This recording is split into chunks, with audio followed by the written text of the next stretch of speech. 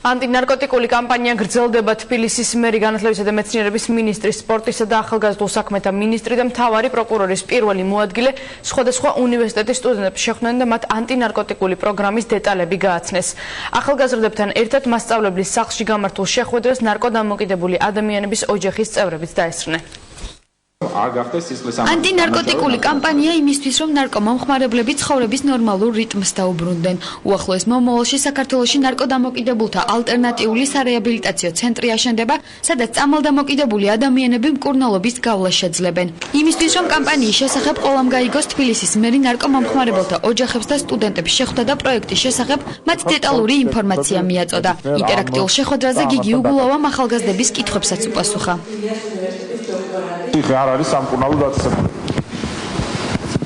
ამიტომ აქტიურად დადგა ეს საკითხი, რომ ჩვენ საზოგადოებას შევთავაზოთ ისეთი მექანიზმი, რომელიც ეფექტური იქნება, მაგრამ ამავდროულად არ იქნება პენიტენციალური დაწესებულება.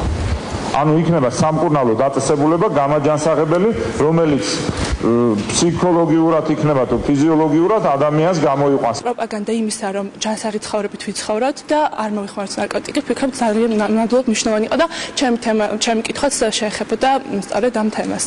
მიუხედავად იმისა, რომ ქვეყანაში ნარკომომხმარებელთა რიცხვი 32%-ით შემცირდა, ნარკომანია სერიოზულ პრობლემად ისევ რჩება.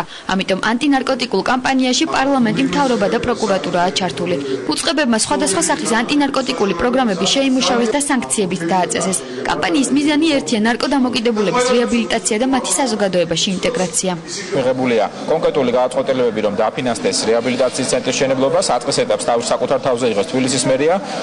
ამასობაში იმედია მიღებული იქნება კანონპროექტის და უკვე კონკრეტული ჯარიმებიდან მიღებული თანხები წარიმართება სწორედ ნარკოდამოკიდებული პირების რეაბილიტაციისთვის. ძალიან მნიშვნელოვანია, რომ ამ ოჯახებს, რომლებიც სამწუხაროდ ნარკოდამოკიდებული წევრები ყავთ, მივცეთ საშუალება, რომ თითოეული ესეთი ადამიანი დაუბრუნდეს თავის ოჯახს, დაუბრუნდეს ნორმალურ ცხოვრებას. დანაშაულის ჩადენის მაღალი რისკის ქვეშ მყოფ მოზარდებთან სამუშაოებს ახალგაზრდული მუშაკები შეასრულებენ. ახალი კონცეფცია არასრულწლოვნებში დანაშაულის ჩადენის ალბათობას შეამცირებს. ანტინარკოტიკული კამპანიის ფარგლებში ჯანსაღი ცხოვრების პოპულარიზაციის მიზნით სხვადასხვა სპორტული შეჯიბრებებიც გაიმართება.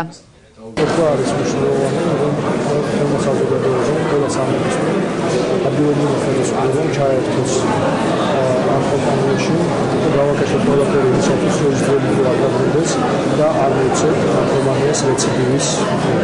მე ვფიქრობ, ახლა დღეს ჩვენ ვიძრუნოთ ყველა მეთოდ პრევენციაზე, ამიტომაც სტუდენტები არიან ძირითადად ის ნაწილი, ვინც უნდა მოგვეხმარონ და ერთობლივად უნდა გავაკეთოთ ანტინარკოტიკული კამპანია. სტატისტიკის მიხედვით 2010 წლის შემდეგ ნარკომომხმარებელთა რიცხვი 32%-ით შემცირდა. შემცირდა ასევე მათ მიერ ჩადენილი სისხლის სამართლის თუ სხვა დანაშაულები. იმისთვის, რომ ანტინარკოტიკული კამპანია წარმატებით განხორციელდეს, სახელმწიფო საზოგადოებასთან ერთად აღნიშნული პრობლემის გადაჭრის გზებზე შეხვედრებს ისევ განაგრძობს.